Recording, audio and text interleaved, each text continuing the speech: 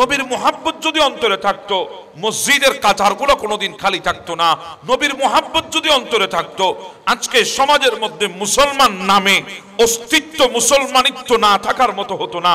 যদি নবীর মুহাব্বত অন্তরে থাকতো আজকে যুবক ফেসবুকের নামে, যুবক ইন্টারনেটের নামে, যুবক অশ্লীল ভিডিও কোনোদিন ক্লিক করে দেখতে পারতো না।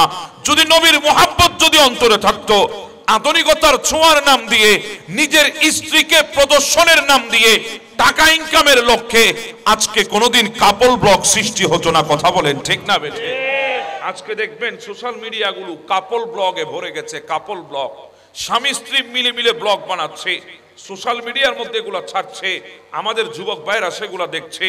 বেপরদা অবস্থায় নিজের স্ত্রীকে মানুষের সামনে প্রদর্শন করছে, বেপরদা করে স্ত্রীকে প্রদর্শন করছে। স্বামী আর স্ত্রী ক্যামেরার সামনে যত অশ্লীলতা আছে সমস্ত অশ্লীলতাকে কাছে টেনে নিয়েছে, অশ্লীলতাকে নিজের সাথে জড়িয়ে আজকে সে কাপল ব্লগের নামে এমন কোন ফাহশা কাজ নাই ওই বান্দা বান্দিনী করছে না। এমন সময় চলে এসেছে আজকে আমাদের সমাজের মধ্যে স্বামী স্ত্রী গোপনীয় বিষয়, তাদের মিল মোহাব্বত, এগুলো আজকে ওপেন হয়ে যাচ্ছে। এবার বলেন আমাকে, যে স্বামী স্ত্রী ওপেন ভাবে সোশ্যাল মিডিয়ার মধ্যে নিজের ইজ্জত বিসর্জন দিয়ে স্বামী তার স্ত্রীকে যদি প্রদর্শন করতে পারে, স্ত্রী যদি নিজের ইজ্জতকে যদি বিলীন করে দিতে পারে, ওই সমাজে আল্লাহর ওলি কোত্থেকে আসবে? ওই সমাজের জন্য কিশোর গ্যাং আসে, কিশোর গ্যাং, কিশোর গ্যাং। কথা বলেন না বাবা, ঠিক না বেঠিক? আজকে কিশোর গ্যাং আসে আমাদের সমাজে, আজকে কিশোর গ্যাং আসে। হ্যাঁ, যে গর্ব দিয়ে পিরানে পীর দস্তগীর মাহবে সুবহানি কুতুবে রব্বানি গৌসে সমদানি মুশকিলা আসানি গৌসুল সাকালাইন গৌসুল ওয়ারা শেখ পীর মীর মহিউদ্দিন আবু মুহাম্মদ আব্দুল কাদের জিলানী গৌসুল আজম দস্তগীর তশরিফ এনেছেন। ওই গর্ব তো এখনো গর্ব আছে, কিন্তু ওই গর্ব দিয়ে কৌসে পাক এসেছে, আর এই গর্ব দিয়ে আসতেছে কিশোর গ্যাং। কথা কোন ঠিক না বেঠিক? দুটোটা তো গর্ব। পার্থক্য কোথায় গিয়ে দাঁড়িয়েছে? পার্থক্য হলো নবীর দেওয়া বিধান মানে নাই। সেজন্য আজকে আমাদের গর্ব দিয়ে এমন সন্তান বের হচ্ছে যাদের কারণে মা বাবা পর্যন্ত আজকে লাঞ্ছিত হচ্ছে, লাঞ্ছিত। আমার কথাগুলো আপনাদের ভালো লাগবে না, আমি জানি আপনার কথাগুলো ভালো লাগবে না, কারণ আমি বলতে চাই সত্য। সত্যটা আমরা শুনতে চাই না। কথা বলেন ঠিক না বেঠিক? আমি বলি সত্য, সত্য আমরা শুনতে চাই না। নবীর মুহাব্বত যদি আজকে অন্তরে থাকতো তাহলে আমাদের সমাজের মধ্যে আজকে বিবাহ অনুষ্ঠানের নাম দিয়ে বন্ধু বান্ধব নিজের ফ্রেন্ডের স্ত্রী আর ফ্রেন্ডের সাথে আনন্দের নামে, তামসার নামে, দুষ্টমির নামে আজকে অশ্লীলতা নিয়ে স্টেজের মধ্যে কোনোদিন উঠতে পারতো না। কথা কোন ঠিক না বেঠিক? আজকে যদি নবীর মুহাব্বত অন্তরে থাকতো তাহলে কখনো পারতো না, কখনো না। আমরা তো এমনি নবীর প্রেমিক, উপরে উপরে নবীর প্রেমিক, কিন্তু নবীর বিন্দু পরিমাণ মুহাব্বত আমাদের দিলের মধ্যে নাই। নবীর বিন্দু পরিমাণ মুহাব্বত অন্তরে নাই। যদি নবীর বিন্দু পরিমাণ মুহাব্বত যদি অন্তরে থাকতো তাহলে আজকে আমার যুগে এই বর্তমান পরিবেশে আজকে কোনোদিন যুবক ভাইরা ইন্টারনেটের নামে প্রতিটা সেকেন্ডে সেকেন্ডে অশ্লীল ভিডিওর মধ্যে ক্লিক করতো না। এখানে মুরব্বীরা আপনারা বুঝবেন না, এগুলা দুনিয়া কদ্দূর চলে গেছে এখন আমরা জানি না। এত ডেভেলপ দুনিয়া, তথ্য প্রযুক্তি এত উন্নত হয়েছে, আজকে যুবক সেকেন্ডে সেকেন্ডে গুনাহ করছে। কথা কোন ঠিক না বেঠিক? তো নবীর মুহাব্বত আমাদের অন্তরে কই? নবীর মুহাব্বত যদি অন্তরে থাকতো আজকে আমার দেশের মধ্যে নবীর সুন্নাহ সালাম কোনোদিন কমে যেত না। আজকে তো সালাম নাই, আছে সালাম নাই। আজকে বড়দেরকে সালাম দেওয়া হয় না, ছোটদেরকে স্নেহ করা হয় না, কারণ আমরা দুনিয়া চিনেছি, নবীর মুহাব্বত চিনি নাই। হ্যাঁ, নবীর মুহাব্বত এমন এক জিনিস, আপনি পৃথিবীর সর্বনিকৃষ্ট মানুষের চোখে নবীর মুহাব্বত যদি দিলে থাকে আপনি সর্বশ্রেষ্ঠ হয়ে যাবেন। কথা বুঝতেছেন আমার কথা? ছিল তো এমন বান্দা আরবের বুকে, ছিল কালো কুচকুচে খানায় কাবার গিলাফের মতো কালো, ছিল এমন কোরআনের হরফের মতো কালো, এমন গরিব পৃথিবীর বুকে আর ছিল না। 70 টাকার কাপড় ছাড়া উপর ঢাকার কাপড় ছিল না, গা ঢাকার কাপড় ছিল না। নেগ্রো জাতি ছিল, গোলাম ছিল উমাইয়ার। এমন অবস্থা ছিল দুনিয়ার বুকে। যা মানুষের চোখে যার কোনো হাইসিয়ত ছিল না, কিন্তু শরীরের রং কালো হলে কি হবে, দিলে তো রাসূলুল্লাহর প্রেমের আলো জ্বেলে বসে আছে, দিলে তো রাসূলুল্লাহর প্রেমের আলো জ্বেলে বসে আছে। উমাইয়া তো পাথর তুলে দিয়েছে, উত্তপ্ত মরুভূমির মধ্যে টেনেছে। বেলাল ছেড়ে দে, রাসূলুল্লাহকে ছেড়ে দে, ছেড়ে দে, সব দিব, গোটা দুনিয়া তোর কদমে এনে দিব। বেলাল বলে সব ছাড়তে পারি, রাসূলুল্লাহকে ছাড়তে পারি না। বেলাল কষ্ট হয় তোর? বলে হ্যাঁ কষ্ট হয়। এরপরে রসুলকে ছাড়িস না কেন, কষ্ট সহ্য করিস কিভাবে? বলে বেশি যখন কষ্ট হয় চোখটা বন্ধ করে নি, ওই চেহারায় আনোয়ারটা চোখের সামনে নিয়ে আসি, দুনিয়ার কষ্ট নিমিষেই ভুলে যায়, রাসূলুল্লাহর চেহারার দিকে তাকিয়ে সব কিছু ভুলে গিয়েছি। হ্যাঁ, দুনিয়ার বুকে এমনও তো মানুষ ছিল, আজকে তো আমরা চোখ দিয়ে নারী দেখতে চাই, নারী নারী। হ্যাঁ, আমার কথা আপনারা আগে বলেছি, ভালো লাগবে না। আজকে যুবক ভাইরা বালিকা উচ্চ বিদ্যালয়ের সামনে গিয়ে, মহিলা মাদ্রাসার সামনে গিয়ে দাঁড়িয়ে থাকে ঘন্টার পর ঘন্টা, চোখ খুলে দাঁড়িয়ে আছে, শুধু এক নজর দেখবে। আছে না? আছে, শুধু এক নজর দেখে হুজুর ক্রাশ খেয়েছি। যুবক, তুমি ক্রাশ খাচ্ছ কোন জিনিসের? কোন জিনিসের ক্রাশ আজকে তোমার ভেতরে আছে? এই ক্রাশ তো দুনিয়ার 3.5 হাত মাটির উপরে, 3.5 হাত মাটির নিচে চলবে না। হ্যাঁ, দুনিয়ার বুকে এমনও মানুষ ছিল যারা এই চোখ দিয়ে শুধু রাসূলুল্লাহকে দেখতে চেয়েছে, আর কিছু দেখবে না, শুধু আমার নবীকে দেখবে এই চোখে। এমনও মানুষ দুনিয়ার বুকে ছিল। হযরতে যায়েদ ইবনে আব্দুল্লাহ ইবনে আব্দি রব্বি, আমার নবীর প্রাণপ্রিয় সাহাবী, কাজ করছিল খেজুর বাগানের উপরে।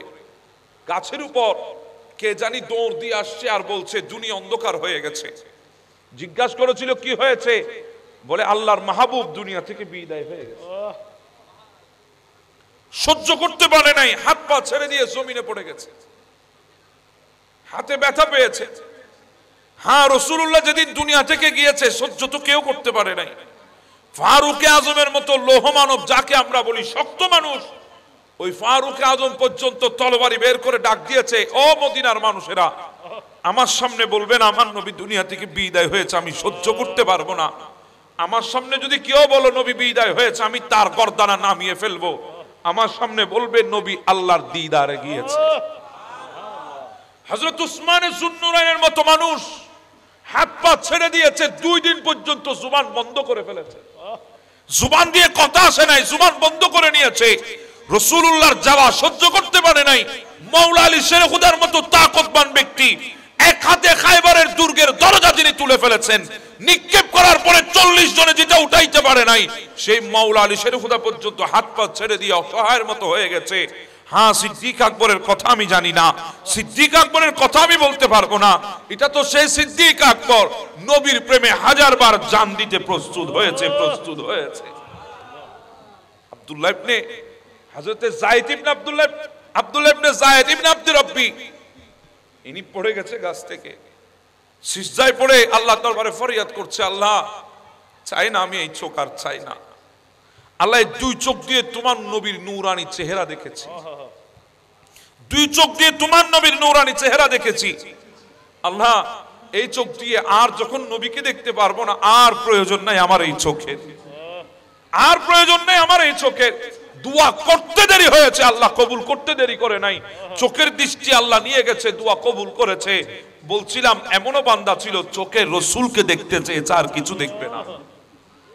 আজকে আমাদের দেশে অনেক যুবক আছে এইদিকে নিজেকে আবার বলে আমি রসুলের কারীমের আশিক, রসুলকে দেখতে চায়। তো কোন চোখ দিয়ে রসুলকে দেখবা? যেই চোখ দিয়ে তুমি সেকেন্ডে সেকেন্ডে গুনাহ করছো, এই চোখ দিয়ে তুমি রাসূলুল্লাহকে কিভাবে দেখতে পাবে? তো জন্য বলছিলাম নবীর মোহাব্বত আমাদের দিলে নাই, আছে নাই? নবীর মোহাব্বত আমাদের দিলে নাই, নাই আমার নবীর মোহাব্বত দিলে নাই। আমার নবীর মোহাব্বত যদি দিলে থাকতো, আজকে সমাজের মধ্যে কোনদিন যুবকরা মুরব্বী দেখলে সালাম না দিয়ে যেত না। কথা আমি বুঝাতে পারছি আপনাদেরকে? আমার কাছে তো কোনো ম্যাজিক নাই, জাদু নাই। যদি ম্যাজিক আর জাদু থাকতো, কথাগুলো আমি আপনাদের দিলে বসাই যেতাম, কিন্তু আমার কাছে কোনো জাদু নাই, বসাবো কি করে? আমি আপনাদের দিলে কিভাবে ঢুকাবো? দিলটা লাগাই শুনেন, যদি ঢুকাইতে পারেন, এই দিলটা তো তিনি আমাদেরকে দান করেছেন, এই দিল তিনি আমাদেরকে দিয়েছেন। আর এই দিলে আমরা আজকে দুনিয়া রাখি, দিল যার তাকে আমরা দিলে রাখতে পারি নাই। কথা বুঝাতে পারছি আপনাদেরকে? তো বলছিলাম আল্লাহ বলছেন হাবিব আপনি বলে দেন তোমরা যদি আল্লাহর ভালোবাসা চাও ফাত্তাবিউনি, আমি নবীকে ভালোবাসো। সুবহানাল্লাহ বলবেন না? নবীকে কি করো? ভালোবাসো। নবীকে যদি ভালোবাসো ইউহিব্বুকুমুল্লাহ, আল্লাহ তোমাদেরকে ভালোবাসবে। তো আমার নবী হাদিসে মুবারাকার মধ্যে বলছেন, আল্লাহ বলছেন ইদা আহাব্বাল্লাহ আবদান, আল্লাহ যখন কোন বান্দাকে ভালোবাসে, তো আল্লাহ কখন বান্দাকে ভালোবাসে? বান্দা যখন নবীকে ভালোবাসে। আমি কথা বুঝাতে পারছি আপনাদেরকে? বান্দা যখন নবীকে ভালোবাসে ওই বান্দাকে আমার আল্লাহ ভালোবাসে। তো যখন ভালোবাসে নাদা জিবরিল, জিবরিল এদিকায়। জিবরিল দেখ দুনিয়ার জমিনে একজন বান্দা দেখা যায় ইন্নী কদ আহাব্বু ফুলানান ফাআহিব্বাহু, জিবরিল দুনিয়ায় একজন মানুষ দেখা যায় তাকে আমি আল্লাহ মোহাব্বত করছি, তুমি জিবরিলও তাকে মোহাব্বত করো। আমিও করছি তুমিও করো। জিবরিল বলে আমিও মোহাব্বত শুরু করি, শুধু তাই না ফুম্মা ইউনাদি ফিস সামা, আমি আসমানের মধ্যে চলে আসি, আসমানে যত মখলুক আছে সবার দিলের মধ্যে ওই বান্দার মোহাব্বত পয়দা করে দিই। এরপরে জমিনে আসি, জমিনে এই জমিনে যাদের দিলের মধ্যে ঈমান আছে আমি জিবরিল তাদের দিলের মধ্যে ওই বান্দার মোহাব্বত পয়দা করে দিই। তো এই জন্য তো বলা হয়েছে, আমার নবী বলেন এই হাদিসের পরে আমার নবী ইরশাদ করেছেন ইন্নাল্লাযীনা আমানু ওয়া আমিলুস সালিহাত সায়াজআলু লাহুমুর রাহমানু বুদ্দা, নিশ্চয় যারা ঈমান এনেছে সৎ কাজ করেছে রহমান তাদের ভালোবাসা দুনিয়ার মধ্যে প্রতিষ্ঠা করে দিয়েছে। তো আজকে আমরা গৌসে পাককে ভালোবাসছি, বলেন তো আমাদের সাথে কোনো রিশতা আছে গৌসে পাকের? রক্তের কোনো বন্ধন আছে? আত্মীয়তার কোনো রেশ আছে? নাই। এরপরও আমরা গৌসে পাককে মোহাব্বত করছি কেন? ওই আল্লাহ আমাদের দিলের মধ্যে গৌসে পাকের মোহাব্বত পয়দা করেছে, আমাদের দিলের মধ্যে গৌসে পাকের মোহাব্বত পয়দা করে দিয়েছে। এজন্য আমরা গৌসে পাককে মোহাব্বত করছি, গৌসে পাককে ভালোবাসছি। কথা বলেন ঠিক না? আর তিনি তো এমন এক গৌস, আল্লাহ যাকে গৌস বানিয়ে দুনিয়ায় পাঠিয়েছেন, যাকে আল্লাহ গৌস বানিয়ে দুনিয়ায় পাঠিয়েছেন। আমাদের মধ্যে তো আজকে মিথ্যায় ভরপুর। আমার গৌসে পাকের জিন্দেগি দেখেন, কোনোদিন গৌসে পাকের জিন্দেগিতে মিথ্যা ছিল না। আমরা আল্লাহর ওলির জীবনী শুনি, কয়জনে আল্লাহর ওলির সেই নকশ কদমে চলার চেষ্টা করি? একজনও তো পাইলাম না। যদি পাইতাম তাহলে এক একজন পেতনা আউলিয়া হয়ে বসে থাকতেন, এক একজন পেতনা আউলিয়া হয়ে বসে থাকতেন। আজকে তো মিথ্যা আমাদের কেমন ভাবে গ্রাস করেছে, মিথ্যা ছাড়া আমাদের চলে না। কথা বলেন ঠিক না? আমরা পারলেও বলি, না পারলেও বলি, প্রতিটা সেকেন্ডে সেকেন্ডে মিথ্যা বলি। অথচ মিথ্যা এটা গুনাহের মূল, গুনাহের মূল। কথা বুঝতেছেন? গুনাহের কি মূল? মূল গুনাহের মূল। এক বান্দা এসে আমার নবীর দরবারে বলি ইয়া রাসূলুল্লাহ আমি ঈমান আনবো। আমার নবী বলে ঠিক আছে আনবে। বলে আমার তিনটা শর্ত আছে। কয়টা শর্ত? তিনটা শর্ত আছে। আমার তিনটা শর্ত আছে ইয়া রাসূলুল্লাহ। বলে হ্যাঁ বলো না। বলে ইয়া রাসূলুল্লাহ আমার এক নাম্বার শর্ত হলো আমি যখন মন চাই তখন শরাব খাবো। মন চাইলে কি খাবো? শরাব। শরাব। দ্বিতীয় নাম্বার শর্ত আমার মন চাইলে আমি জিনা করব। তৃতীয় নাম্বার শর্ত আমার মন চাইলে আমি জুলুম করব। কয়টা? তিনটা।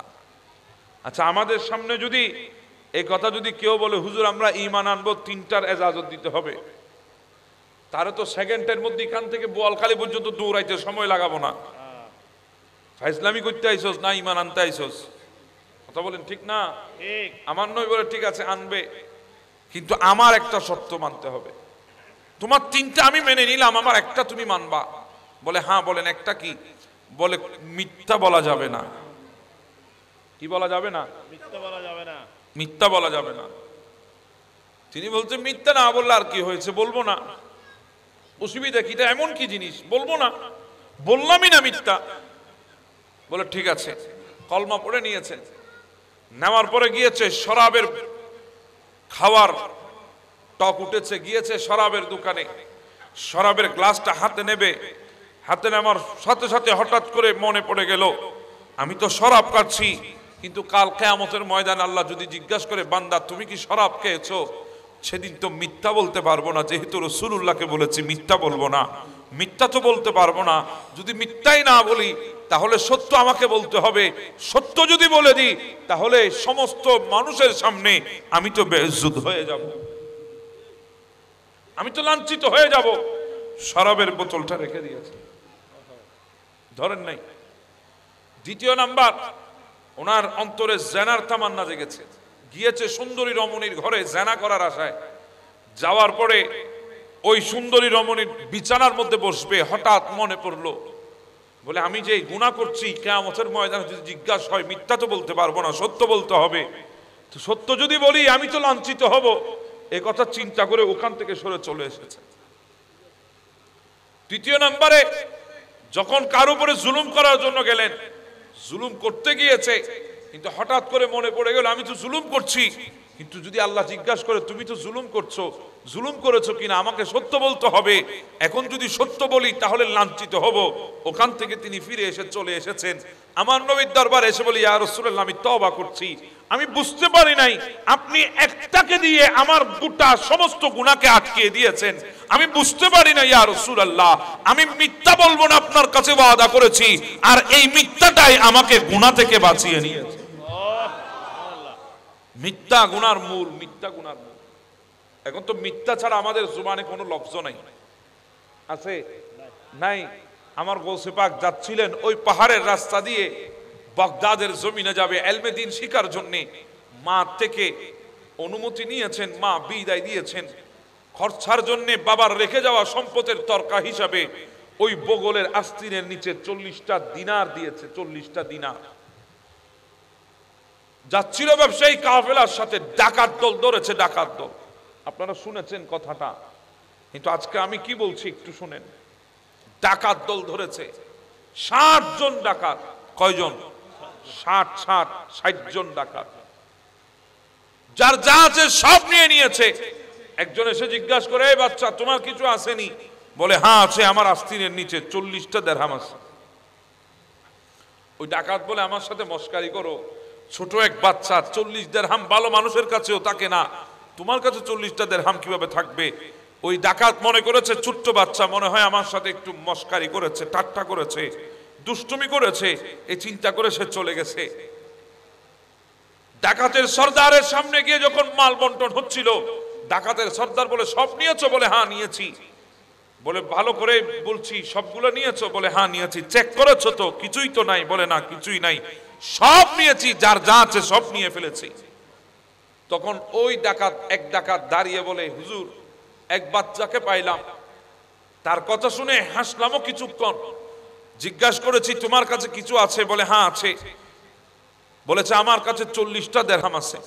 বলে তুমি কি করেছো? বলে ছোট্ট মানুষ, হয়তো আমার সাথে একটু ঠাট্টা করেছে, মজাক করেছে, আমি এই চিন্তা করে আর ওকে চেক না করে চলে এসেছি। ডাকাতের সর্দার বলে তাকে তাড়াতাড়ি আমার কাছে নিয়ে আসো। নিয়ে আসা হলো। বলে বাবা তোমার কাছে কি দিরহাম আছে? বলে হ্যাঁ আছে। কয়টা দিরহাম? বলে 40টা দিরহাম। বলে সত্য বলছো? গৌসে পাক ধমক দিয়ে বলে আরে বাবা আমি কয়বার বলবো, আমার কাছে 40টা দিরহাম আছে। আস্তিনের নিচে আমার মা আমাকে সেলাই করে দিয়েছে। যখন আস্তিনের বগলের নিচটা খোলা হলো, সেলাই খোলা হলো, দেখে 40টা দিরহাম সেখানে পড়ে আছে। ডাকাতের সর্দার বলে বাবা মিথ্যা তো বলতে পারতি, আমরা তো বিশ্বাস করে নিতাম। গৌসে পাক ডাক দিয়ে বলে এই সর্দার ডাকাতের, আমি মিথ্যা বলবো কিভাবে? আমার মা আমাকে বলেছে বাবা জিন্দেগিতে যত বড় বিপদে পড়ো না কেন কোনোদিন মিথ্যা বলবা না, মার সাথে ওয়াদা করেছি মিথ্যা বলবো না, আর তুমি বলছো মিথ্যা বলার জন্য, কিভাবে মিথ্যা বলবো? ওয়াদা তো মার সাথে করে এসেছি। এই কথাটা ডাকাতের সর্দারের কলিজায় আঘাত করেছে।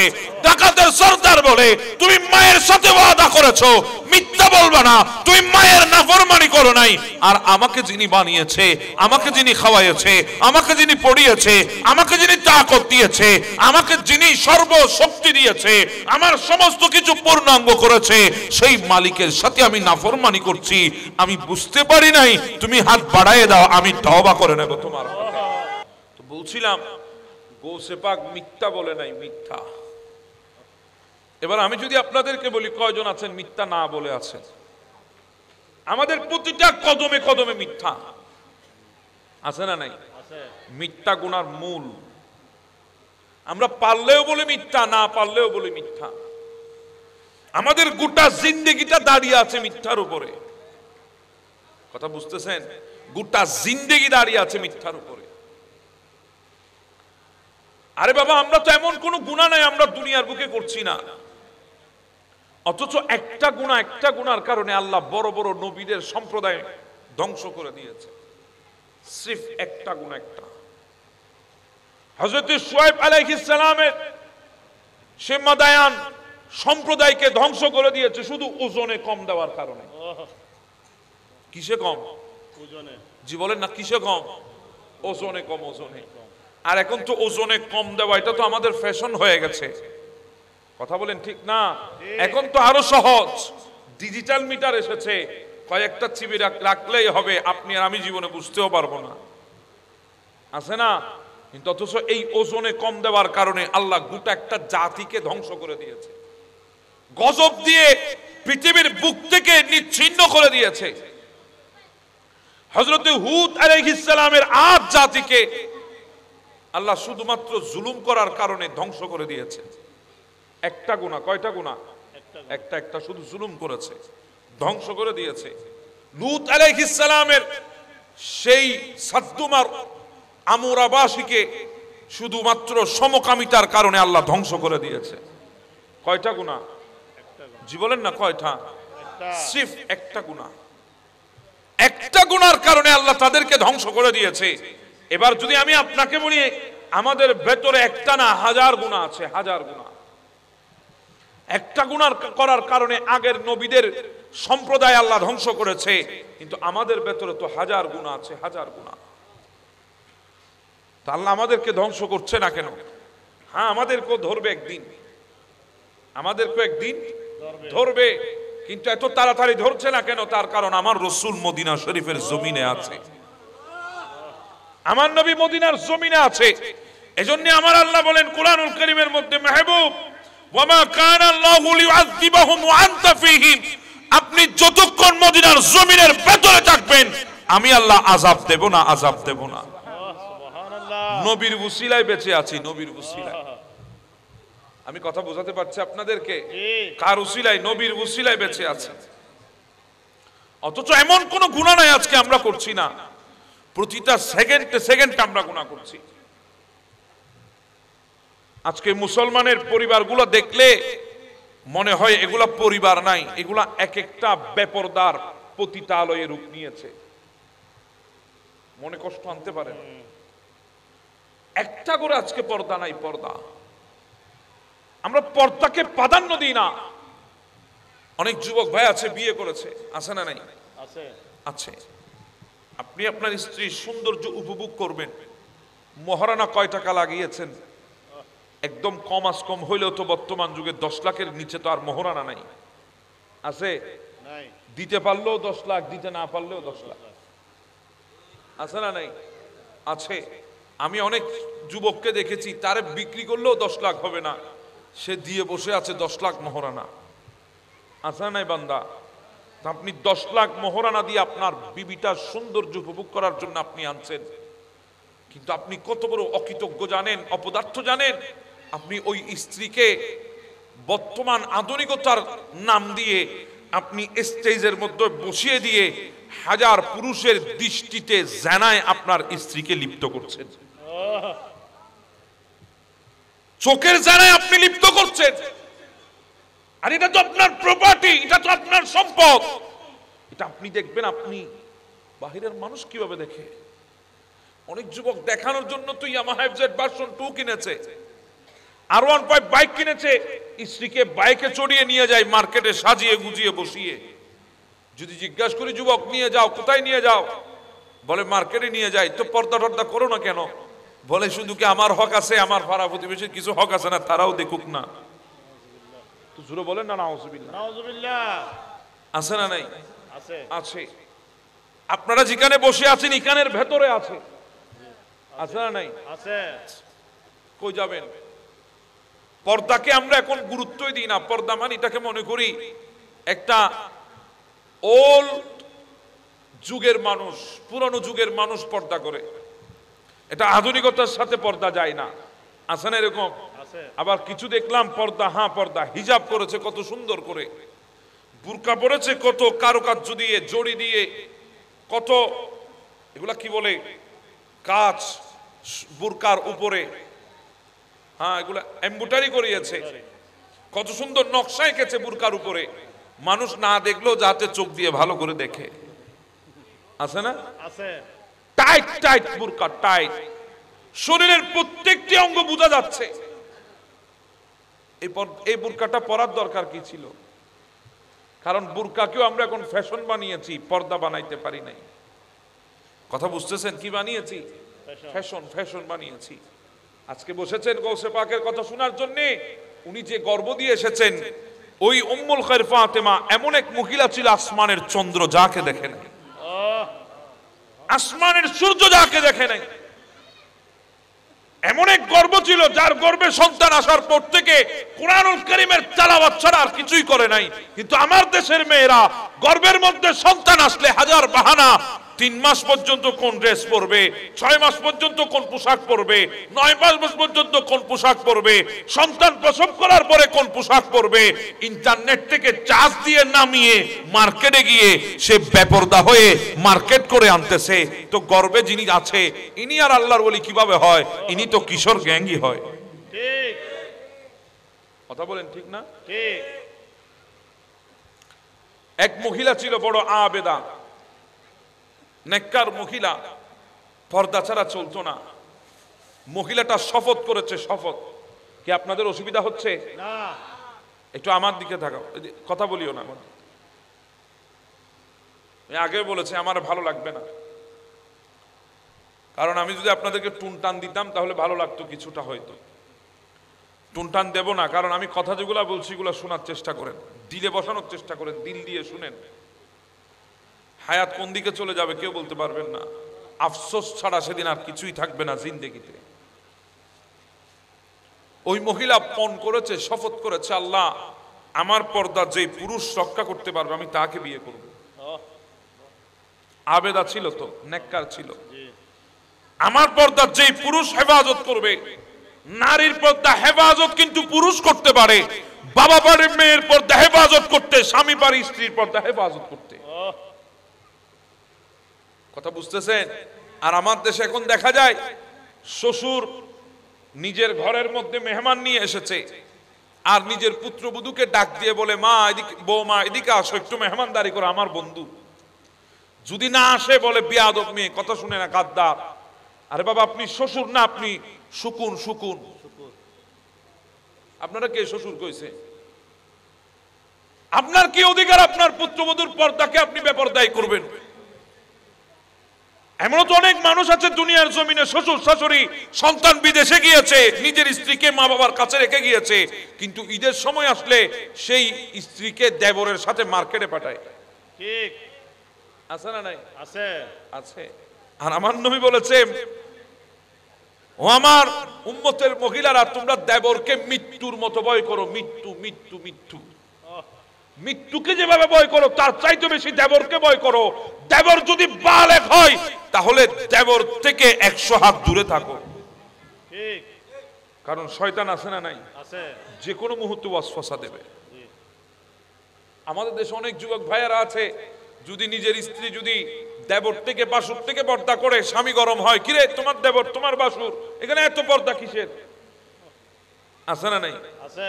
যাও একটু কদম বুসি করে আসো, পায়ে ধরে একটু সালাম করে আসো, না গেলে হাজারো লকব, গাদ্দার, ফাজিল, কত কিছু বলে। আছে না? নাই? আছে। আমাদের মা বোনও তো পারে না। ওই মহিলা পণ করেছে, শপথ করেছে, আমার পর্দা যে হেফাজত করবে আমি তাকে বিয়ে করব। তো একজন আল্লাহর বান্দা এসেছে, বলে আমি হেফাজত করব আপনার পর্দা, আমি বিবাহের প্রস্তাব দিচ্ছি, আমি শর্ত মেনে নিলাম। বিবাহ হলো। খুব ভালো ছিল প্রথম দিকে, স্ত্রীকে পর্দার মধ্যে রেখেছে। ওই পর্দা অবস্থায় থাকা অবস্থায় একটা সন্তান তাদের ঘরে এসেছে, সন্তান জন্ম নিয়েছে, ফুটফুটে পুত্র সন্তান। স্ত্রী পর্দা মেনটেন করছে, স্বামী বাহিরে কাজ করছে, কৃষিতে কাজ করছে, কৃষি জমিতে কাজ করছে, আর সন্তান প্রসব হয়েছে। কিছুদিন যাওয়ার পরে স্বামী এসে বলে, স্ত্রী আমার তো একটু খরা চলছে, আমার ইনকামের উপরে একটু অভাব দেখা দিয়েছে, আমার ইনকামের মধ্যে একটু সীমাবদ্ধতা এসেছে, আমি যদি মানুষ রাখি আমার সাথে মাঠে কাজ করার জন্য তাহলে পোষাইতে পারবো না, তুমি একটু একটু কাজ করিও আমার জন্য, বেশি কিছু আমি বলবো না, কিছু খাবার অন্তত পক্ষে আমার জন্য মাঠে পৌঁছিয়ে দিও, আমার থেকে একটু দিন রাত কাজ করতে হবে, একা 2-3 জনের কাজ একা করতে হবে। তখন স্ত্রী ঘর থেকে এবার বাহির হয়েছে, পর্দা অর্ধেক শেষ, পর্দা অর্ধেক শেষ।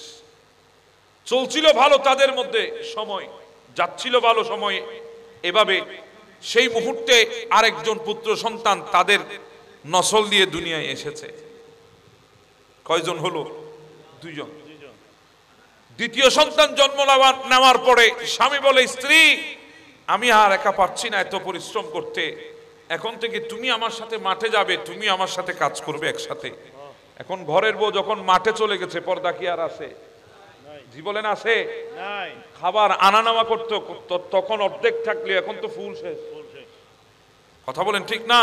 এখন তো সম্পূর্ণ পর্দা উঠে গেছে, পর্দা বলতে আর কিছুই নাই। এই অবস্থায় আরেকটা সন্তান তাদের নসল দিয়ে দুনিয়ায় এসেছে। কয়টা হলো? 3টা। সন্তানগুলো বড় হয়ে গেছে, তারা অনেকটা বৃদ্ধ হয়ে গেছে। তো স্বামী স্ত্রী বারান্দায় বসে বসে গল্প গুজব করছে, একজন আরেকজনের সাথে বয়স হয়েছে, আর কি করবে। স্বামী মুস্কি মুস্কি হেসে বলে, স্ত্রী মনে আছে তোমার, আমাকে বলেছিলা, শর্ত দিয়েছিলা, পর্দা যদি হেফাজত করতে পারো তুমি তাকে বিয়ে করবে, এখন তোমার পর্দা টর্দা কই? স্বামী হাসতেছে স্ত্রীর উপরে। আরে স্ত্রী, পর্দা টর্দা এগুলো কিছুই না, নিজে ঠিক থাকলে সব ঠিক। তখন স্ত্রী মুস্কি হেসে বলে, স্বামী আপনাকে প্রমাণ দিতাম নি পর্দার ফজিলত কেমন। বলে, হ্যাঁ দিলে দাও না একটু, আমিও দেখতে চাই। তোমার তো বড় পণ ছিল, শপথ ছিল পর্দা যে হেফাজত করবে না তাকে বিয়ে করবে না, এখন তো পর্দা একদম শেষ, তো পর্দা না করার ফজিলত কি, করার ফজিলত কি আমিও তো দেখতে চাই। বলে, যান আপনি একটা কামরার মধ্যে গিয়ে লুকিয়ে যান, নিজেকে গোপন করেন কিছুক্ষণের জন্য, আমি না বলা পর্যন্ত বের হবেন না। বলে ঠিক আছে, গিয়ে লুকিয়ে আছে। স্ত্রী তখন ওই বারান্দায় বসে বসে চিৎকার করে করে কাঁদছে। তখন তার প্রথম সন্তান এসেছে। প্রথম সন্তান আসার পরে জিজ্ঞাসা করছে, মা তুমি কাঁদছো কেন? বলে, তোমার বাবা আমার উপর নির্যাতন করেছে, আমাকে মেরেছে, আঘাত করেছে, হাত তুলেছে আমার গায়ে। তখন সন্তান বলে, মা অন্য কেউ তো মারে নাই, বাবা মেরেছে। তো বাবা একটু তোমাকে শাসন করেছে, মোহাব্বত তোমাকে করে, মোহাব্বতও তো তোমাকে করে, তো মোহাব্বত যেহেতু তোমাকে করে একটু না হয় শাসন করেছে, মা মনে কষ্ট নিও না, রাগ উঠেছে বলে শাসন করেছে, রাগ যদি কমে যায় দেখবা তোমাকে সর্বপ্রথমে সে বুকে নিয়ে মোহাব্বত করবে। প্রথম সন্তানের কথা, এ কথা বলে মাকে সান্ত্বনা দিয়ে প্রথম সন্তান চলে গেছে। দ্বিতীয় সন্তান আসতেছে, মা আবার চিৎকার করে করে কাঁদে। দ্বিতীয় সন্তান এসে বলে, মা কাঁদো কেন? বলে, তোমার বাবা আমাকে মেরেছে, আমার গায়ে হাত তুলেছে, নির্যাতন করেছে। তখন দ্বিতীয় সন্তান বলছে, মা কেঁদো না, আসুক আজকে বাবা, পিঠের চামড়া রাখবো না, আজকে বাবা আসুক, আমার মায়ের গায়ে হাত, পিঠের চামড়া থাকবে না আজকে। মা তুমি একটু ধৈর্য ধারণ করে আসুক, আজকে সে অস্তিত্ব আজকে বিলীন করে দেব তার। এই কথা বলে দ্বিতীয় সন্তানও চলে গেছে। তৃতীয় সন্তান আসতেছে, মা এবার চিৎকার করে করে আবার কাঁদে। তৃতীয় সন্তান আসলো, মা কাঁদিস কেন? বলে, তোমার বাবা আমার উপর নির্যাতন করেছে, আমাকে মেরেছে, গায়ে হাত তুলেছে। তৃতীয় সন্তান বলে, মা তাড়াতাড়ি দাটা দে, কোথায় আছে বল, এক কূপে গল্লা নামাই দিব। আমার মায়ের গায়ে হাত দিয়েছে, এক কূপে গল্লা নামাই দেব। এই সমস্ত কথাগুলো শুনছে কে? জি বলেন না, বাবা। তৃতীয় সন্তানও হাতে দা নিয়ে বাবাকে খোঁজার জন্য বের হয়ে গেছে। এবার স্ত্রী ডাক দিয়ে বলে, স্বামী বের হয়ে আসো। স্বামী বের হয়ে আসলো, চোখে পানি স্বামীর চোখে। স্ত্রী বললে, এবার বুঝলা তুমি পর্দার ফজিলত। প্রথম সন্তান আমার পর্দা অবস্থায় দুনিয়ায় এসেছে, সে তোমারও পর্দা রেখেছে, আমারও পর্দা রেখেছে। দ্বিতীয় সন্তান আধা পর্দায় দুনিয়ায় এসেছে, আমি যখন আধা পর্দা, ঘর থেকে বের করে যখন খাবার নিয়ে তোমার জন্য মাঠে যেতাম, ওই সময় আমার দ্বিতীয় সন্তান সেও অর্ধেক পর্দা তোমাকে রেখেছে, গালি টালি দিয়ে চলে গেছে। আর তৃতীয় নম্বর সন্তান যখন এসেছে তখন তুমি আমাকে ডাইরেক্ট বেপর্দা করে মাঠে নিয়ে গেছো, ওই সময় তৃতীয় সন্তান এসেছে, সেও আর তোমার পর্দা রাখে নাই, তোমাকে কুস্তেছে কোপানোর জন্য। স্বামী, এই হলো পর্দার ফজিলত। এবার বলেন, আপনি তো শেষ করছেন আপনার সন্তানকে, আবার আপনি বৃদ্ধ বয়সে এসে আমাদেরকে বলেন হুজুর একটু মা বাবার হক নিয়ে আলোচনা করেন। মা বাবার হক নিয়ে আপনার সন্তান 30 বছর হয়ে গেছে, এখন আলোচনা করে কি হবে? যখন আলোচনা করার কথা ছিল তখন তো করেন নাই। স্ত্রীকে পর্দা করানোর কথা ছিল, আপনি তো সেদিন পর্দা করাইতে পারেন নাই। আজকে যদি সন্তানগুলোকে যদি পর্দার সহিত দুনিয়ার জমিনে যদি আনতে পারতেন, সন্তানের হাতে বাবা কোনোদিন লাঞ্ছিত হতো না। কথা কোন ঠিক না বেঠে? আজকে তো এমন এক পর্যায়ে চলে গেছে। একটা সময় ছিল আমাদের বুকে, এই বাচ্চাগুলোর সমস্যা কি?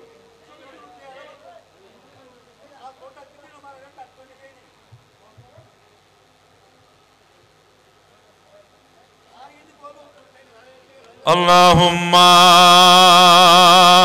সাল্লি আলা সাইয়্যিদিনা মাওলানা মুহাম্মদ ওয়া আলা আলি সাইয়্যিদিনা মাওলানা মুহাম্মদ। এজন্য বলছিলাম বাবা, আজকে আমাদের মধ্যে সেই শিক্ষা নাই, আজকে আমাদের ঘরে পর্দা নাই। আমরা ড্রয়িং রুমের পর্দা কিনি লাখ টাকা দিয়ে, এখন স্ত্রীকে পর্দা করাইতে পারি না। কথা আমি বুঝাতে পারছি আপনাদেরকে? আজকে আমরা ঘরের পর্দা উঠাই দিয়েছি। সন্তান কোত্থেকে মুত্তাকি হবে, তাকওয়াবান হবে, সন্তানের ভেতরে কিভাবে বাবা মার ইজ্জত থাকবে। আজকে দেখবেন আমাদের সন্তানগুলো এমন এক অধঃপতনে চলে গেছে, আমাদের সন্তানগুলো আজকে এমন এক অবস্থায় চলে গেছে। আজকে আমাদের সন্তানগুলো নিজেকে বড় শিক্ষিত দাবি করে, বড় ডিগ্রি প্রাপ্ত দাবি করে, কিন্তু আজকে তাদের হাতে তাদের শিক্ষক পর্যন্ত লাঞ্ছিত হচ্ছে। আছে না নাই? তোমার এই শিক্ষা দিয়ে কি কোন কাজে আসবে? তোমার চাইতো তো আগেকার যুগে মূর্খরাই ভালো ছিল, অন্ততপক্ষে তাদের দিলের মধ্যে মহাব্বত ছিল, তাদের মা বাবার প্রতি, মুরব্বীদের প্রতি মহাব্বত ছিল, তাদের গুরুর প্রতি, উস্তাদের প্রতি মহাব্বত ছিল। এখন তো আমাদের ছেলেগুলার কলিজায় উস্তাদের প্রতিও মহাব্বত নাই, মা বাবার প্রতিও মহাব্বত নাই। যদি থাকতো, যদি সত্যিকারের শিক্ষা যদি আমাদের সন্তানগুলাকে যদি আমরা দিতে পারতাম, তাহলে আজকে ছাত্রের হাতে লাঞ্ছিত হয়ে শিক্ষক স্ট্রোক করে কোনোদিন মারা যেত না। আছে না নাই? আমাদের চট্টগ্রামের হাজারাত তুজু কলেজ একটা আছে না, চানগাঁওতে, ওটার প্রিন্সিপাল নিজের ছাত্রদের হাতে লাঞ্ছিত হয়ে হার্ট অ্যাটাক করে দুনিয়া থেকে চলে গেছে। আজকে এই আমাদের শিক্ষা, যেই শিক্ষাঙ্গন থেকে আমরা শিক্ষা নিচ্ছি, আমাদের শিক্ষা সেখানে আমরা রক্ষা করতে পারছি না। কথাগুলোকে আমি বোঝাতে পারছি আপনাদেরকে? হায় হায় হায়। তো বলছিলাম, পিরানে পীর দস্তগীর মাহবুব সুবহানি কুতুবে রব্বানি হুজুর আব্দুল কাদের জিলানী, ইনাদের দিলের আদব দেখেন। হযরতে হাম্মাদ আব্বাস ইনার পীর মুর্শিদ, ওনার সাথে যাচ্ছিলেন সফর সঙ্গী হয়ে দিজালা নদী দিয়ে, দিজালা নদী পার হচ্ছিলেন নৌকার উপরে, পানির স্রোত ছিল দিজালা নদীর মধ্যে। হঠাৎ হাম্মাদ আব্বাস আলাইহির রহমা পরীক্ষা করার জন্য হাতে ধাক্কা দিয়েছে, গৌসে পাককে ধাক্কা দিয়ে পানির মধ্যে ফেলে দিয়েছে। গৌসে পাক পানিতে পড়ে গেছেন। গৌসে পাকের সঙ্গী সাথীরা লাফ দিতে চাইলেন ধরার জন্য। হাম্মাদ আব্বাস বলে, চুপ, আমি ফেলেছি, তোমরা তোলার কে? ফেলেছি আমি, তোমরা তুলতে যাচ্ছ কেন? সবাই চুপ থাকো। পিরানে পীর দস্তগীর অনেক কষ্ট করে কিনারায় গিয়ে উঠেছেন। এমন পানির স্রোত ছিল, উনি সাঁতার যখন কাটছিল মনে হচ্ছিল শরীর থেকে বাহুগুলো আলাদা হয়ে যাচ্ছে। এত কষ্ট করে উনি সাঁতার কেটে ওই নদীর কিনারে গিয়ে উঠেছেন। হাম্মাদ আব্বাস গিয়ে বলে, বাবা তোমার কষ্ট হয়েছে, পানির স্রোত অনেক বেশি ছিল, আমি তোমাকে ধাক্কা দিয়েছি। বলে, কি বলেন হুজুর, আপনি ধাক্কা দেন নাই, বরঞ্চ আমি আপনার হাতের সাথে ধাক্কা খেয়েছি, আপনার হাতে কোনো ব্যথা পেয়েছেন? জোরে বলি না সুবহানাল্লাহ। আদব কাকে বলে দেখেন, আদব আদব আদব। আজকে আমার দেশের যুবকরা মুরব্বীদের সামনে গুল লিভার বেনসন ছাড়া কিছু খায় না। ঠিক কি বলেন না বাবা, ঠিক না বেঠে? ঠিক। বাবার বয়সী মানুষের কাছে বলে মেস আছে, সিগারেটটা ধরাইতাম। ঠিক। কই যাবেন আপনি? হ্যাঁ, আমরা আবার গৌসে পাকের আলোচনা শুনতে চাই। গৌসে পাকের আদব দেখেন। হুজুর, আমি আপনার হাতের সাথে ধাক্কা খেয়েছি, আপনি ব্যথা পান নাই তো? আমরা হলে তো বলতাম ধাক্কা কিলে দিছস, আগে শিকাঙ্ক কিলে ধাক্কা দিছস। গৌসে পাক বলে না, আপনি ধাক্কা খেয়েছে, আপনি ব্যথা পেয়েছেন। সে গৌসে পাক যখন হাম্মাদ দাব্বাস আলাইহি রাহমা মাজার শরীফ জিয়ারতে গিয়েছেন, ওই মকবরায় শুনি বাগদাদের ঐতিহাসিক কবরস্থান, যেখানে 5000 আল্লাহর ওলি দাফন হয়েছে। কয় হাজার? 5000 আল্লাহর ওলি দাফন হয়েছে। ওখানে গিয়ে জিয়ারত করছিলেন, লম্বা মুনাজাত ধরেছেন গৌসে পাক, অনেক লম্বা মুনাজাত। মুনাজাত শেষ হওয়ার পর সঙ্গী সাথীরা জিজ্ঞাসা করে, হুজুর আজকে এত লম্বা মুনাজাত কেন? বলে, বেটা আমি যার মাজার জিয়ারত করতে এসেছি, ইনি কে জানো? ইনি আমার পীর মুর্শিদ হাম্মাদ দাব্বাস। আমি দেখতেছি আল্লাহ পাক ইনাকে অসংখ্য নিয়ামত রাজি দিয়েছে কবর শরীফের ভেতরে, মাজার শরীফের ভেতরে আল্লাহ সিংহাসন দিয়েছে নাকে, বিরাট এক সিংহাসন ইনি বসে আছে। আমি দেখে খুশি হয়েছি, বলছিলাম হুজুর হাতটা বাড়াই দেন, একটু আপনার সাথে মুসাফা করব। কিন্তু আমার পীর মুর্শিদ বলে, আব্দুল কাদের আমি তোমাকে হাত বাড়াইতে পারবো না। কেন হুজুর? বলে, তোমার মনে আছে দিজলা নদীর পাড়ে আমি তোমাকে ধাক্কা দিয়েছিলাম? বলে, হ্যাঁ। বলে, আমার আল্লাহ বড় নারাজ হয়েছে এই বিষয়ের উপরে। আমার আল্লাহ বলে, ও হাম্মাদ দাব্বাস, আমি আব্দুল কাদেরকে গোশ বানিয়ে পাঠিয়েছি, তুমি কে পরীক্ষা নেওয়ার? এই কথা বলে আমার আল্লাহ আমাকে নাচ নিয়ামত অনেক দিয়েছে, কিন্তু যে হাতে তোমাকে ধাক্কা দিয়েছে আল্লাহ সহ্য করে নাই, ওই হাতটাকে অবশ করে দিয়েছে। গৌসে পাক বলে, আমার পীর মুর্শিদের হাত অবশ থাকবে আর আমি চলে যাবো, এটা হতে পারে না। হাত তুলে দিলাম আল্লাহর দরবারে, আল্লাহ আমার পীর মুর্শিদের হাত ভালো করে দাও, আমি আমার পীর মুর্শিদের সাথে মুসাফা করব। আল্লাহ দরবার থেকে দোয়া করে আল্লাহ আমার পীর মুর্শিদের হাত ভালো করেছে, আমি মুসাফা করেছি, এই জন্য দেরি হয়ে গেছে। আল্লাহু আকবার, ইয়া রাসূলুল্লাহ, ইয়া জিন্দাবাদ জিন্দাবাদ জিন্দাবাদ। ইনি কোন গৌসে পাক জানেন? কত বড় মাপের আল্লাহর ওলি, যিনি বাগদাদের মিম্বরে দাঁড়িয়ে বলেছিলেন, কদমি হাযা আলা রাব্বাতি কুল্লি ওয়ালিল্লাহ, আমার কদম সমস্ত ওলিদের গর্দানার উপরে, আমার কদম সমস্ত ওলিদের গর্দানার উপরে। এই কথা যখন বলেছেন, তৎকালীন জমানায় একজন আল্লাহর ওলি ছিলেন, যাকে গৌসে মুশরিকি বলা হতো, শেখে মাগরিবি বলা হতো, শেখে মাগরিবি, শেখে মাগরিবি বলা হতো যাকে। অনেক বড় মাপের এক আল্লাহর ওলি। ইনি খানাকায় বসা ছিলেন, হঠাৎ এই কথা ওনার কানে এসেছে, আমার গৌসে পাক ডাক দিয়েছে, কদমি হাযা আলা রাব্বাতি কুল্লি ওয়ালিল্লাহ। ইনার কানে যখন কথাটা আসলো, ইনি হঠাৎ করে গর্দানা ঝুঁকিয়ে দিয়ে বলছেন, কদমাহু আলা আইনি ওয়া রাসি, হুজুর আমি আপনার কদম আমার চোখে এবং মাথায় করে রাখবো। সামনে যারা মুরিদান ছিলেন অবাক, হুজুর কার কদম আপনি মাথায় আর চোখে নিচ্ছেন? আপনি এত বড় একজন আল্লাহর ওলি, শেখে মাগরিবি, আপনাকে সবাই শেখে মাগরিবি হিসাবে চিনে, গাউসে মাগরিবি হিসাবে চিনে, আপনি কার কদম আবার মাথা এবং চোখের উপরে করে রাখবেন? এমন কে আছে পাওয়ারফুল পৃথিবীর বুকে আপনার চাইতো বেশি, যার কদম আপনি গর্দানা চোখে এবং মাথায় নিতে চাচ্ছেন? বলে, বেটা শোনো, এই মুহূর্তে বাগদাদের জমিনে একজন আল্লাহর ওলি আব্দুল কাদের, যিনি ইমামুল আউলিয়া, তিনি বলেছেন ওনার কদম যার কাঁধের উপর পড়বে সে আল্লাহর ওলি হবে। এই কথাটা যখন কানে আসলো, আমি মোরাকাবায় বসে গেলাম। ওই আমার ভাই বলছিল কিছুক্ষণ আগে, কাশফের কথা বলে আমি মুরাকাবায় বসে গেলাম, মুরাকাবায় বসে দেখতেছি যারা আলেমে আরওয়ার মধ্যে আছে, যে সব আল্লাহর ওলি দুনিয়ায় আসার জন্য অপেক্ষা করছে, তারা এই কথা শুনে নিজেদের গর্দানা ঝুঁকাই দিয়েছে। যারা কবরের মধ্যে আছে, কবরে বসে তারা গর্দানা ঝুঁকাই দিয়েছে। যারা বাবার পৃষ্ঠে আছে, তারা পৃষ্ঠে বসে তাদের গর্দানা ঝুঁকাই দিয়েছে। যারা মায়ের গর্ভে আছে, তারা গর্ভে বসে গর্দানা ঝুঁকিয়ে দিয়েছে। তো আমি কেন ঝুঁকাবো না? সেজন্য আমি বলেছি কদমাহু আলা আইনি ওয়ারাসি। আব্দুল কাদের, আপনার কদম গর্দানায় রাখার যোগ্যতা আমার নাই। যদি দয়া করে দেন, আমি চোখে এবং মাথার উপরে করে রাখবো। নারে রিসালাত, নারে গাউসিয়া, ঈদে মিলাদুন নবী, শাহে মদিনা।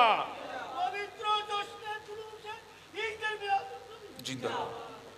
হ্যাঁ, এত বড় আল্লাহর ওলির নাম গৌসে পাক আব্দুল কাদের জিলানী। ইনি কত বড় আল্লাহর ওলি জানেন? হায় আল্লাহ, কেমন করে বুঝাইতাম আপনাদেরকে। বাদশা সুলাইমান আলাইহিস সালাম নাম তো শুনেছেন। গোটা পৃথিবী শাসন করেছে। 4 জন বাদশা গোটা পৃথিবী শাসন করেছে। কয়জন? 2 জন মুমিন, 2 জন কাফের। একজন ছিলেন মুমিনের মধ্যে বাদশা সুলাইমান আলাইহিস সালাম, নবী ছিলেন নবী। আরেকজন ছিলেন বাদশা জুলকারনাইন। এনারা 2 জন ছিলেন মুমিন, আর 2 জন ছিল কাফের। একজন ছিল সাদ্দাত, আরেকজন ছিল বখতে নসর। এই 2 জন, ইনারা গোটা পৃথিবী শাসন করেছেন। তামার বাদশা সুলাইমান আলাইহিস সালাম আল্লাহর পয়গম্বর ছিলেন। ফিলিস্তিন মসজিদ যিনি জিন্নাতের মাধ্যমে বানিয়েছেন, জিন্নাতের মাধ্যমে। ইনি শুধু মানুষের বাদশা ছিলেন না, ইনার হুকুমত শুধু ইনসানের উপরে চলেছে এমনটা নয়, জিনের উপরে চলেছে। যার দরবারের ডান পাশে মানুষ থাকতো আর বাম পাশে জিন থাকতো। জিন জিন চিনেন তো? দেখছেন কয়েকশো বার? দেখছেন? দেখেন নাই? না দেখার মধ্যে আল্লাহ রাখুক। দেখলে তো কিয়ামতে যাব। বাম পাশে জিন্নাত, ডান পাশে ইনসান বসতো। বিলকিস যখন সুলাইমান আলাইহিস সালামের দরবারে আসছিল, বিলকিসের আসন তো সাবা শহরে।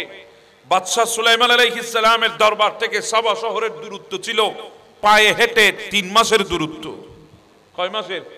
3 মাসের পায়ে হেঁটে 3 মাস লাগতো ওই সাবা শহরে যেতে। এইদিকে যখন বিলকিস রওনা করেছে সুলাইমানের দরবারে আসবে, ওই সিংহাসন তো সাবা শহরে।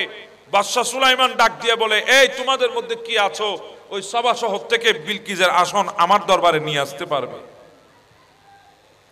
তখন একজন জিন দাঁড়িয়েছে, তার নাম ইফরিত ছিল। কি ছিল? ইফরিত।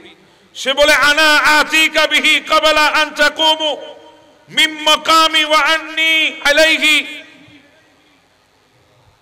আমি নিয়ে আসতে পারবো, আমি নিয়ে আসতে পারবো, আমি নিয়ে আসতে পারবো বিলকিসের আসন। কতক্ষণ সময় লাগবে?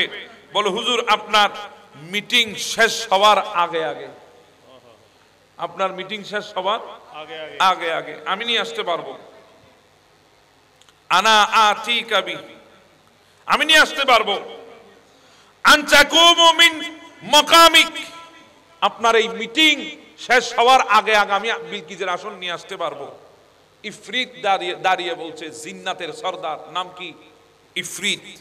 সে বলছে, আমি নিয়ে আসতে পারবো। কয় মাসের দূরত্ব থেকে? 3 মাসের দূরত্ব থেকে আপনার মিটিং শেষ হওয়ার আগে আগে। সুলাইমান দেখতেছেন মিটিং শেষ হতে এখনো ঘন্টা খানিক আছে। ইনি তো জিন, বাতাসের সাথে উড়াল দেবে, ঘন্টা খানিকের মধ্যে নিয়ে আসবে। কিন্তু বাদশা সুলাইমান বলে, না, আরো আগে কে আনতে পারবে? আরো আগে।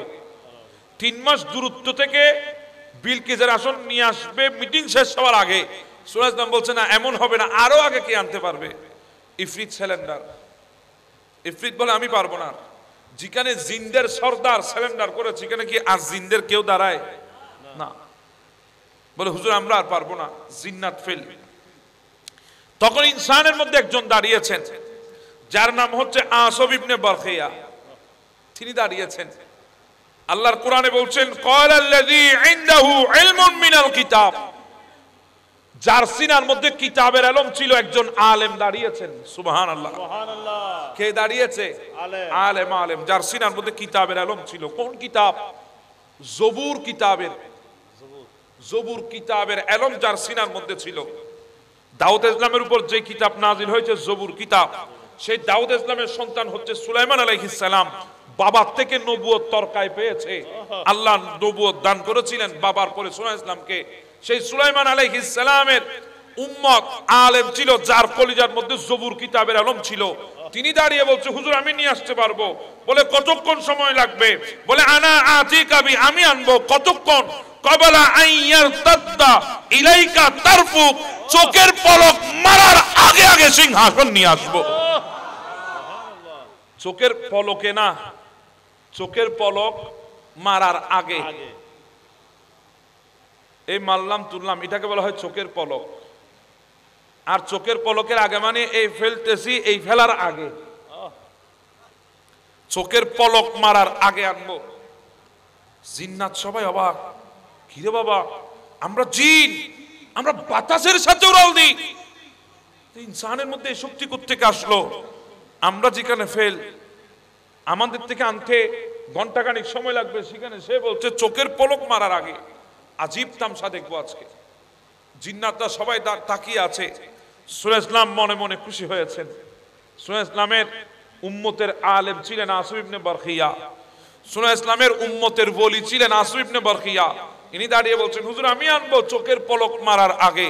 সুলাইমান ইসলাম খুশি হলেন, বলে আনবে? বলে হ্যাঁ আনবো। বলে ঠিক আছে আনো। এই কথা বলার পর উনি জায়নামাজ বিছিয়েছেন, 2 রাকাত নামাজ আদায় করেছেন। 2 রাকাত নামাজ আদায় করার পরে বলছেন, হুজুর আনতে হবে? বলে হ্যাঁ আনতে হবে। সবাই তাকিয়ে আছে, ময়দান খালি, সবাই তাকিয়ে আছে। চোখের পলক মারার সাথে সাথে যখন তুলে দেখে খালি ময়দানের মধ্যে 3 মাস দূরত্ব থেকে বিলকিসের আসন চোখের পলক মারার আগে আসিফ ইবনে বারখিয়া নিয়ে এসেছে। বিরাট সিংহাসন নিয়ে এসেছে। এখন আমি যদি বলি কোরআনের এলম বড় নাকি জবুরের এলম বড়?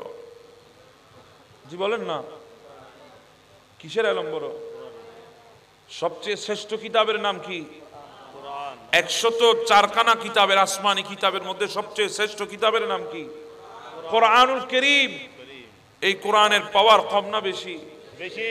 তো কোরআনের এলম যার সিনার মধ্যে আছে তার এলম, তার পাওয়ার কম না বেশি? বেশি। জবুর কিতাবের এলম থাকার কারণে আসিফ ইবনে বারখিয়ার ভেতরে এমন পাওয়ার এসেছে, 3 মাস দূরত্ব থেকে জিন্নাত যেখানে ফেল, সেখানে 3 মাস দূরত্ব থেকে চোখের পলক মারার আগে সিংহাসন নিয়ে এসেছে বিলকিস রানী সিংহাসন সুলাইমান আলাইহিস সালামের দরবারে। আর যার সিনার মধ্যে কোরআনের এলম থাকবে তার পাওয়ার কেমন হবে? তো আমার নবীর উম্মতের একজন আলেম আছে, আমার নবীর উম্মতের একজন ওলি আছে, যার নাম পিরানে পীর দস্তগীর, মাহবুবে সুবহানি, কুতুবে রব্বানি, গাউসে সামদানি, মুশকিলে আসানি, হুজুর আব্দুল কাদের জিলানী। উনাকে যদি বলেন হুজুর আপনার সিনার মধ্যে কোরআনের এলম আছে, আপনার পাওয়ার কতদূর? বিলকিসের আসন ওই আসিফ ইবনে বারখিয়া 3 মাস দূরত্ব থেকে চোখের পলক মারার আগে নিয়ে এসেছে।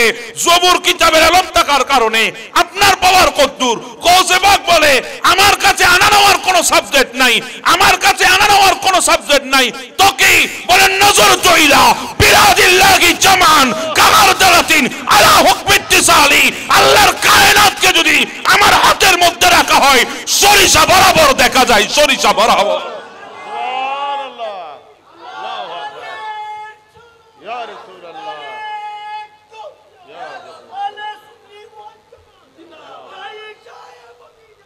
আল্লাহ আমার মুরব্বীর হায়াতে, তৌফিকে, হিম্মতে, তাকতে বরকত দান করে দিন। আমিন। আর জোরে বলেন না আমিন। আমিন। বয়স হইছে 60-এর কাছাকাছি, তকবীরে বোঝা যায় 30। কথা বলেন না বাবা। এই এটা বলা হয় রসুলের প্রেম, রসুলের প্রেম।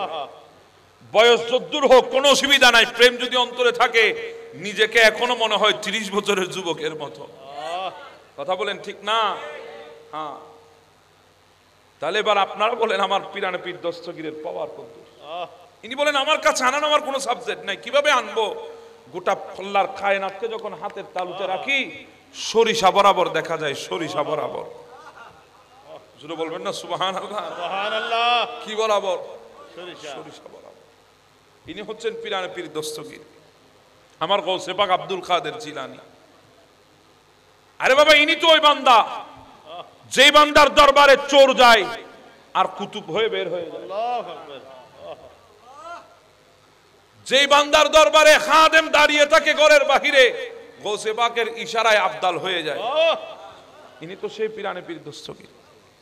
আজকে তো অনেকে আমার গৌসে পাকের কথা মানতে চায় না, জানতে চায় না, বুঝতে চায় না।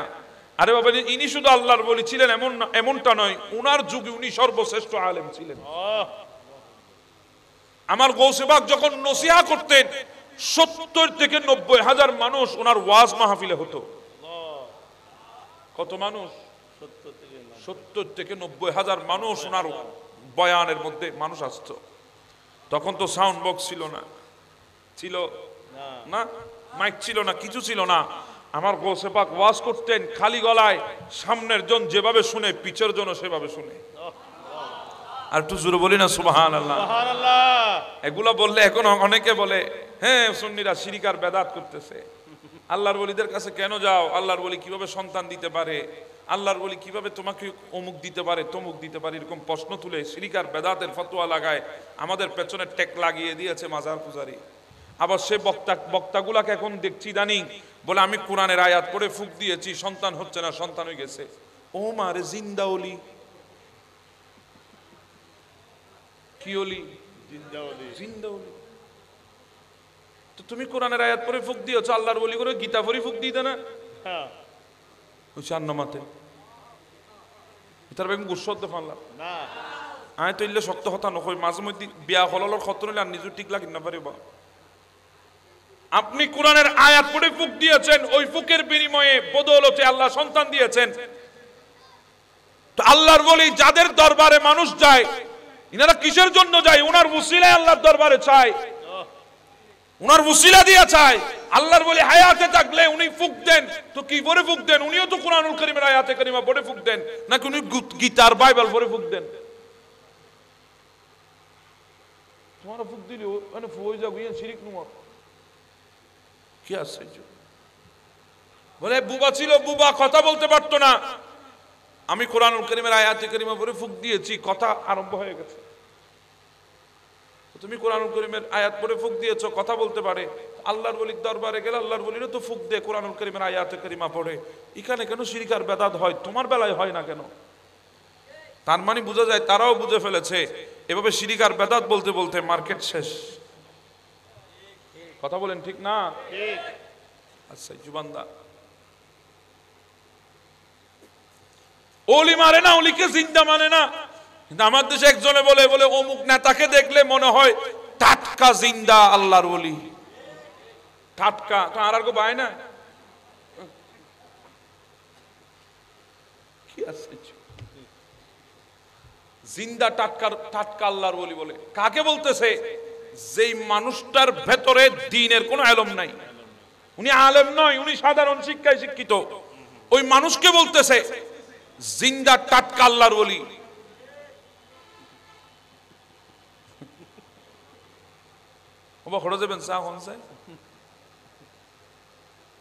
আমাদের বেলায় বলে আল্লাহর ওলি মরে গেছে, মাটির সাথে মিশে গেছে, পচে গেছে, গলে গেছে। আর তাদের বেলায় দেখলাম কোরআনের পাখি মরে নাই। জি বলেন না, টি শার্ট বের করেছে, টি শার্ট বের করেছে, লাগিয়ে দিয়েছে, আমাদের কোরআনের পাখি অমুক আল্লামা মরে নাই। তো তোমাদের ও কোরআনের পাখি অমুক আল্লামা যদি না মরে, তো আল্লাহর ওলিগুলো কেমনে মরলো? বলে আমাদের বেলায় আরাম, তোমাদের বেলায় হারাম। কথা বুঝতেছেন? আমাদের বেলায় কি আরাম, তোমাদের বেলায় এমন হলো না কথা? কই যাবেন বলেন? আল্লাহ এই সমস্ত বদমাশ থেকে আমাদেরকে হেফাজত করুন, আমিন। আর একটু জোরে বলেন না আমিন। আমরা আল্লাহর ওলিগুলোর থেকে চাই না, ইনাদের উসিলা দিয়ে আল্লাহর দরবারে চাই। কি দিয়ে চাই? উসিলা, উসিলা, উসিলা। ইনাদের উসিলায় আল্লাহর দরবারে চাই। কারণ আমি তো নাপাক মানুষ, আমি তো নাচিস মানুষ, আমি তো মুজরিম, আমি তো জালেম, আমি তো বদকার, আমি জিয়াকার। আমাকে তো আল্লাহ দেবেন, আমার হাত তো কবুল হবে না। এজন্য আল্লাহর ওলির দরবারে গিয়ে হাত তুলি, আল্লাহ আমি নাপাক হতে পারি, যার দরবারে এসেছি ইনি পূত পবিত্র। আল্লাহ ইনারা তোমাকে রাজি করেছে, আল্লাহ ইনারা তোমার বন্ধু হয়েছে, তুমি ইনাদেরকে ওলি আল্লাহ বলেছো, তোমার বন্ধু বলে ডাক দিয়েছো। আল্লাহ তোমার বন্ধুগুলোর ওসিলায় তোমার দরবারে চাচ্ছি, আল্লাহ তুমি আমাকে দাও। আল্লাহও দে, আমাদের দিকে তাকিয়ে না, ওই বন্ধুর বন্ধুত্ব রক্ষার জন্য, বন্ধুর বন্ধুত্ব রক্ষার জন্য দে। আপনি যদি বন্ধুর বন্ধুত্ব রক্ষা করার জন্য যদি হাজার মানুষকে যদি বেজার করতে পারেন তাতে অসুবিধা হয় না। আর আমার আল্লাহ আল্লাহর ওলিদের বন্ধুত্ব রক্ষা করার জন্য যদি সন্তান দেয়, এটার মধ্যে বেজার লাগে আপনাদের, তাহলে আমাদেরকে বোঝার তৌফিক দান করুক, আমিন। তাদেরকেও বোঝার তৌফিক দান করে দিন, আমিন। এগুলো বাবা বদমাশি ছাড়া আর কিছুই না। অনেক কথাই তো তারা আজকে বলছে, বলে ট্রাম্পের কথা, ডোনাল্ড ট্রাম্পের কথা নাকি হাদিসে আছে। ওমা ট্রাম্পের কথা হাদিসে আছে, মিলাদুন নবী না হাদিসে নাই? ট্রাম্পের কথা হাদিসে আছে, মিলাদুন নবী হাদিসে নাই। ট্রাম্পের কথা হাদিসে আছে, আল্লাহর ওলির ওরস হাদিসে নাই। এগুলো কত বড় ভণ্ড, এবার চিন্তা করে দেখেন। এগুলো কত বড় বদমাশ, এবার চিন্তা করে দেখেন। আর নিজেরে তো কিছুক্ষণ কয় 1990 সালে ক্রিকেট খেলায় ফার্স্ট, 1990 সালে ফুটবল খেলায় ম্যাচ জিতে আইছি, 1990 সালে অক্সফোর্ডে পড়াইছি। যত গজব এ বান্দা 1990 সালে ঘটাইছে। আল্লাহ আমাদেরকে বুঝার তৌফিক দান করে দিক। আবাজিন কদিন ফলর কথা না চা খড়ে যাবেন হনসে। ওনাদের এক বক্তা কয়েক বছর আগে বলেছে কলব নাকি মাথার তালুতে। কলব কোথায়? মাথার তালুতে নাকি কলব। হয়তো পাইয়েন এই দুর্গেনে লড়িব। আল্লাহ নবী বাম দুধুর নিচে হই 2 আঙ্গুল নিচে, আল্লাহ নবী বলেছেন বাম দুধের 2 আঙ্গুল নিচে কলব। যদি নড়াচড়া করতো হয়তো বাম দিক থেকে একটু ডান সাইডে আসতো, অন্তত পক্ষে দূর মানতাম। ডাইরেক্ট বাম দুধের নিচ থেকে কোথায়? এই দুর্গেনে বেশ কম বাবা। হায় হায় হায়, আপনারা দুঃখায় পড়বেন না, ভাষা শুনে দুঃখায় পড়বেন না। আমাদের অনেক যুবক ভাইরা বলেন ওনাদের ভাষা তো সুন্দর, আপনি ভাষা দিয়ে কি করবেন? মা কলফল ছিলেন? মা কলফল আছে না? আছে না? আছে। ভেতর অনেক সুন্দর, কথা বলেন ঠিক না? এটা খাওয়া যায়? জি খাওয়া যায়। কাটার পরে ভেতরে দেখলে বমি আসবে। ভেতরে দেখলে কি আসবে? বমি আসবে। আপনি বলতেছেন ভাষা অনেক সুন্দর, হ্যাঁ লেভেল অনেক সুন্দর। লেভেল সুন্দর হয়েছে বলে মদের বোতলের উপরে মিনারেল ওয়াটারের স্টিকার লাগলে যেমন মদের বোতল হালাল হয় না, উপরে ভাষা সুন্দর হলেও নবীর দুশমন কোনোদিন মুমিন হয় না। এটা মনে রাখবেন। আপনি ভাষায় প্রেমে পড়ে আপনি অ্যাক্সিডেন্ট করবেন না। আর আমরা তো এখন আলেম মনে করি যদি কথায় কথায় 10-12টা ঠাস ঠাস করে ইংলিশ মারি দিতে পারে ওনারা মুখ চায়, আমরা তো মনে করিনি অনেক বড় আলেম। কথা বুঝতেছেন? আল্লাহ আমাদেরকে বুঝার তৌফিক দান করে দিক, আমিন। আল্লাহ আমাদেরকে আকায়েদ আহলুস সুন্নাত ওয়াল জামাতের পথে থাকার তৌফিক দান করে দিক, আমিন।